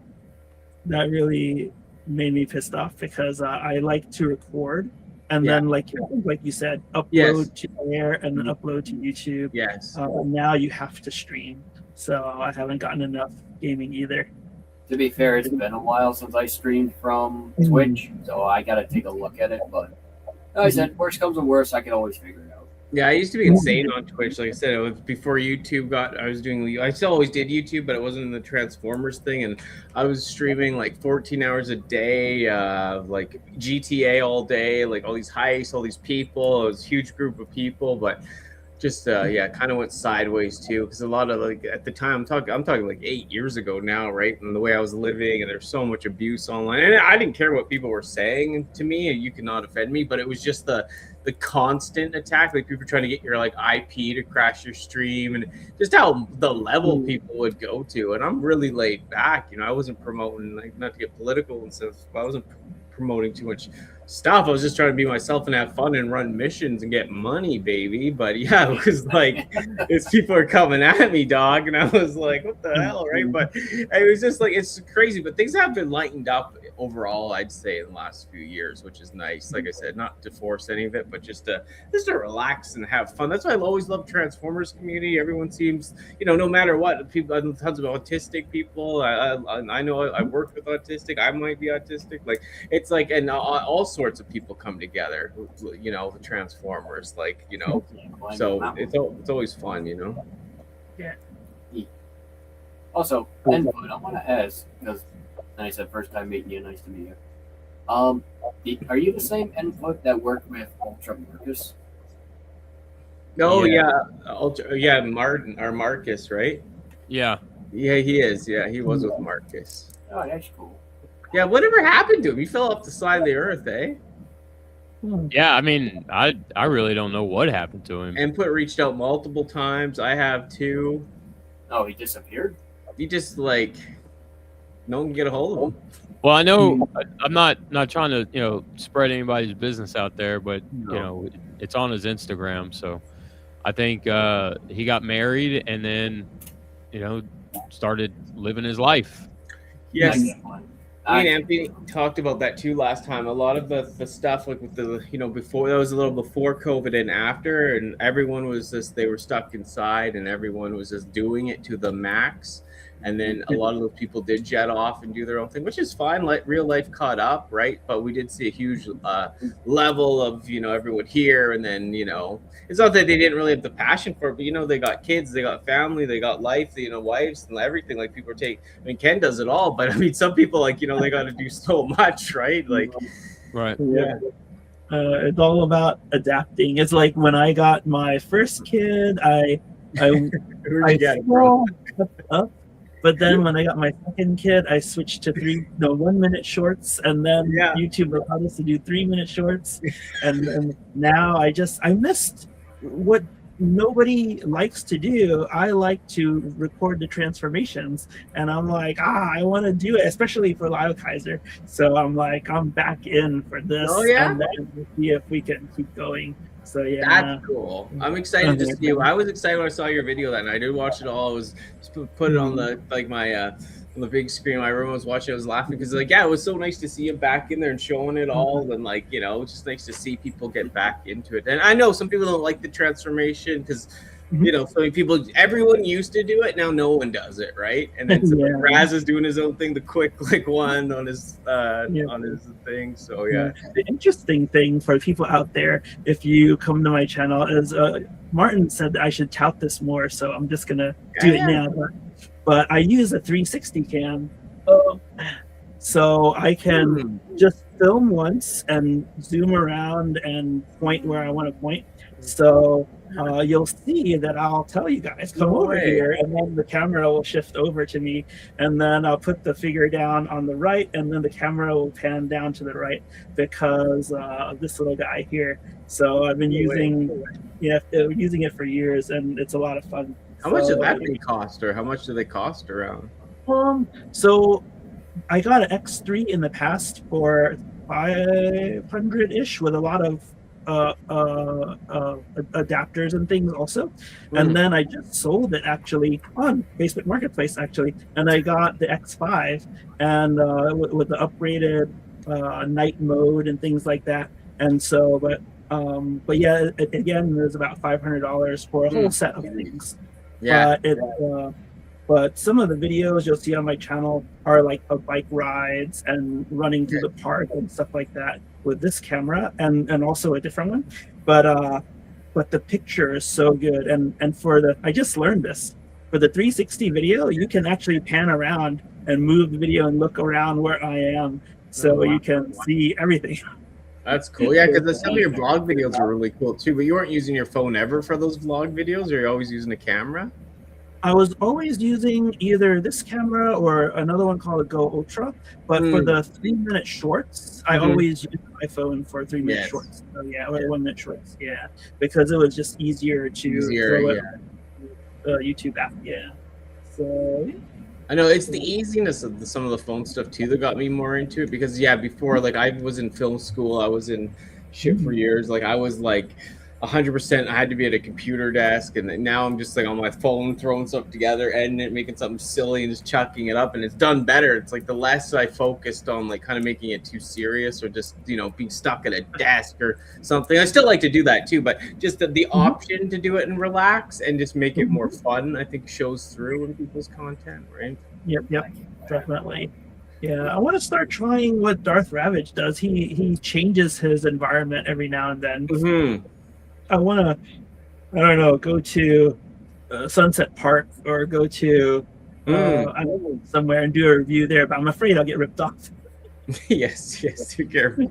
New York. I know, I've done stuff too, dancing with the figure out, because I used to live in an apartment. Right now I'm in the townhome, so I'm outside in the front yard and dancing with the figure and bars like at the fucking house.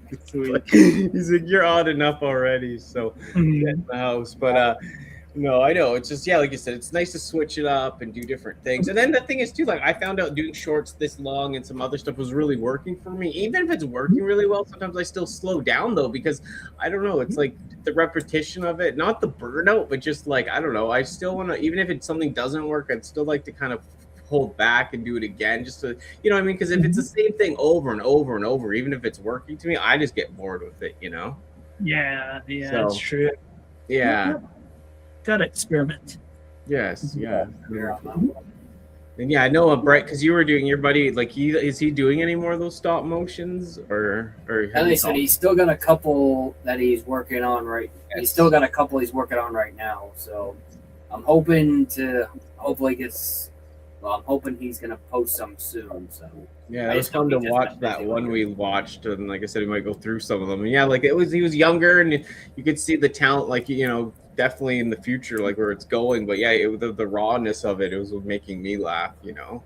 Can't blame me. Pretty intense. The language, but it was done it wasn't done like just to be shock value or done like overly to that, but it was shocking but funny. Like it was still in that like mode, right? So can't blame me. Oh, and input too, like, are you, because I know you haven't done as much toy stuff on your channel. You have the car channel, and we do our show, and we continue doing our like, you know, our toy the toy cast and stuff. But anything else like on your end that you're doing work on by yourself, or just doing lots like of photography pictures too? Sorry.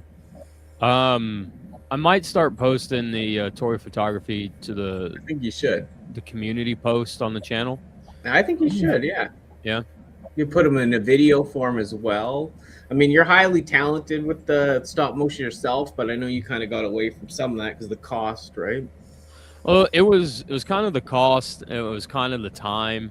You know, to do 10 seconds of animation is like an hour to 2 hours, depending on, you know, what you're trying to accomplish or whatever. And then, God forbid, one of your backgrounds falls over, or your figure falls, or whatever, you know. It's just like, yes. And when I do stop motion, I use Dragon Frame, so that helps, you know. So, you know, that helps quite a bit. But even still, it's a bit of a pain in the ass, because for me, my mind goes to, okay, Galvatron fell over, the stand broke or whatever, so do I change the angle of this shot, or do I try to keep it that same angle or whatever?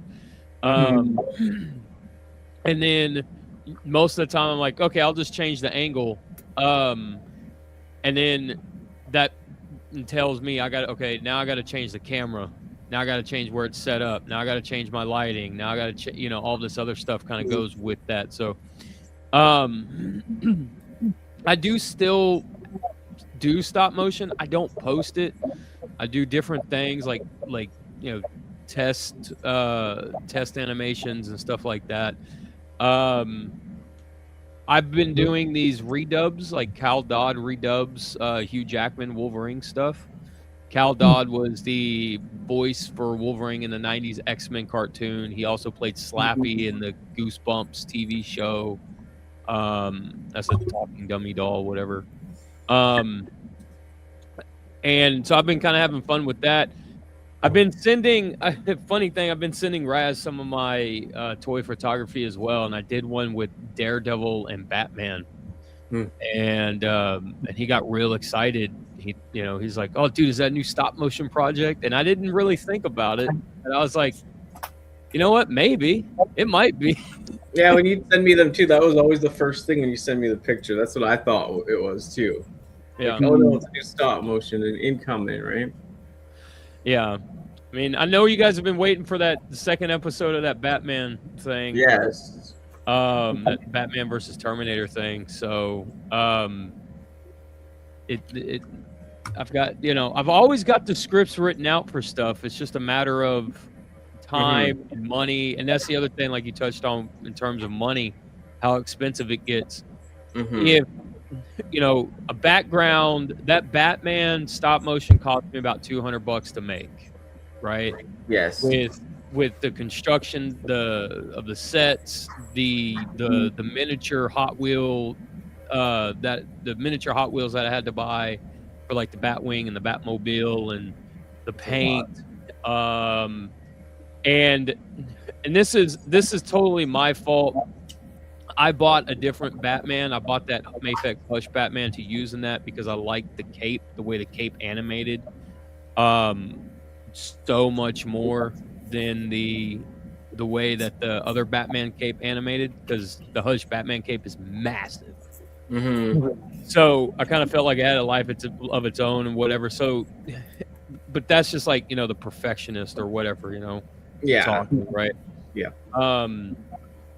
So yeah, that could have cost me like $100, 120 or so. But when I do a stop motion, it's like I'm in it for all the way. You know what I mean? Like, yes. If I animate something and I don't like something about it, then I'm gonna spend $20 on a bigger cape or a better cape or this or that or whatever to get my, I guess, like vision, I guess you could call it, like out way, Yeah, you gotta do what works. Right. So I might keep doing the voiceover, the Cal Dodd voiceovers. People really seem to like those because Cal Dodd voicing Hugh Jackman live action Wolverine is really funny to me. Cal Dodd, like 90s X-Men Wolverine telling somebody to go fuck themselves. Like you can't do that on a kid's cartoon, but you can do that in a live action movie, right? So I just always thought it would be funny, to hear that. I might do some different ones too.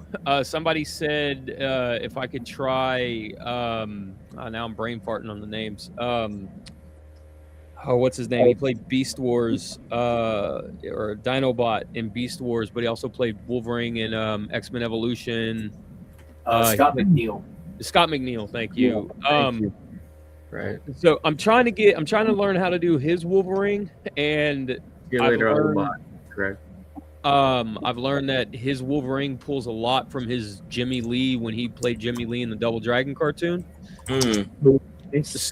So I'm trying to get Jimmy Lee before I get Wolverine, because I feel like if I can get Jimmy Lee, then I can, get like push myself into Wolverine's like vocal range that he has. So it's all a matter of time for that stuff, and I really enjoy that stuff, like the voiceover and the dubbing work and stuff. I mean, I went to school for that stuff, right? So you don't go to school for something unless you enjoy it, right? Like in terms of art.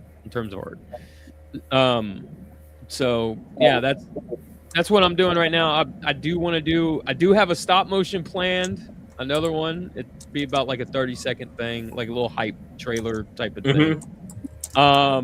So I think it'd be pretty. I got it all planned out, all scripted out. I think it's pretty badass idea. I don't know if I'll do a fight scene with it or not. It might just end before the fight scene starts, like a little teaser or something, you know, like you can use your imagination, right? Yeah, gotta tease them. Yeah, right. Right. What about you, Anthony? What about? Can you share anything about your thing? You know that you're working on. Okay, so I think I mentioned this during the live stream we did a few weeks ago. Yeah. Essentially, I'm doing a Studio Series 86 project. We're in pre-production, basically trying to get Transformers reviewers to submit 3-minute segments going over the bot and alternate modes of Studio 86 figures. There is a sign-up sheet, but I'm selective about who is going to participate. So if I don't come to you and you're not in the group I invited people from, I'm probably not going to ask you. So mainly because I am familiar with the level of quality everybody has. So I prefer to maintain that quality, which is more of a higher definition, because I'm going to take whatever you produce at that minimum definition, and it's going to be at 1080p. If it's lower than 1080p, it's going to look like garbage. But the video is going to be based on how long everything runs, mostly done in probably waves, or not waves, whole year segments, if not multiple year segments. Because with each video being, let's say everybody maxes out at 3 minutes, and there's like 10 figures released, that's already half an hour for 1 year video, assuming I get 3 minutes for each one.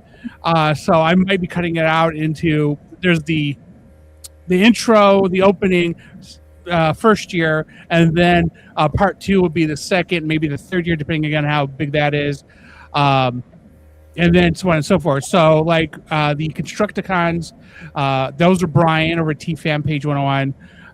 Then there's the Dinobots, so that's Moose from my channel. And then there are various individual ones, a couple of which I'm doing, and then Danny and Ken have signed up for some. So hopefully other people will do it. I originally had a January 1st deadline, but it's kind of just as soon as possible, because if I can get this done and posted sometime before September, at least the first part, then I won't feel the pressure that it has to be all done. But I don't want to force anybody to do anything that they don't feel is comfortable on their timetable. So I'll more than likely harass everybody if I don't see anything in the next week or two. But I'm already in my head building out how it's going to look. So I you know, if you're familiar with TJ Omega or Lockdown, Dr. Lockdown. So I had this idea a while ago, and then both of them started doing something similar. I'm kind of like trying to change it so it isn't anything like what they're doing, because I kind of feel like somebody looked at a script and said that's a great idea and did it. But purposely, I no longer include the whole script in my public listing of ideas, because I feel like, I'm not saying that they did it, but like I had this idea for a while, and all of a sudden some other people have already done it for not strictly studio. I don't know how to explain it. Basically, you know how sometimes there's two movies that are basically the same premise, like Deep Impact and Asteroid or whatever. I feel like it's that type of thing happening, where I had an idea, somebody else had an idea, they were just fast track the thing to it. And so now I'm a little like, I don't want it to be the same video they've already made. But I think the difference for me is I am limiting time. If you watch like Dr. Lockdown's latest video for Legacy, it was 8.5 hours long. That is nuts. And you released it in an 8.5 hour video. You know, like that is a whole hard drive over at Google for one YouTube video. Definitely not going that approach. I have a hard 3-minute limit on each figure.